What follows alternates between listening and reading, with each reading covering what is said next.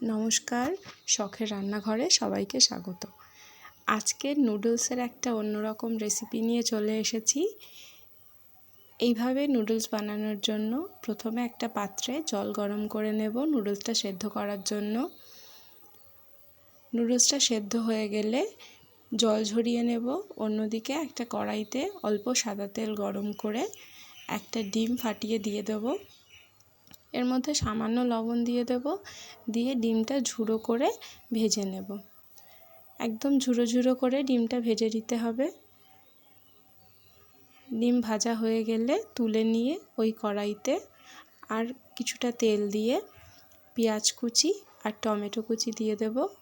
এর মধ্যে দিয়ে দেব অল্প কাঁচা লঙ্কা কুচি। আপনারা লঙ্কাটা স্কিপও করতে পারেন যদি ঝাল না পছন্দ করেন। এইভাবে পেঁয়াজ টমেটোটা 1 মিনিট মতো নাড়াচাড়া করে নিয়ে এর মধ্যে 1 চামচ টমেটো সস দিয়ে দেব। টমেটো সস দিয়ে এটা ভালোভাবে মিশিয়ে নিয়ে এর মধ্যে ঝুড়ো করে ভেজে রাখা ডিমটা দিয়ে দেব। ডিম দিয়ে একটু নাড়াচাড়া করে সেদ্ধ করা নুডলসটা দিয়ে দেব। দিয়ে মিনিট 2 মতো ভালোভাবে ভেজে নেব।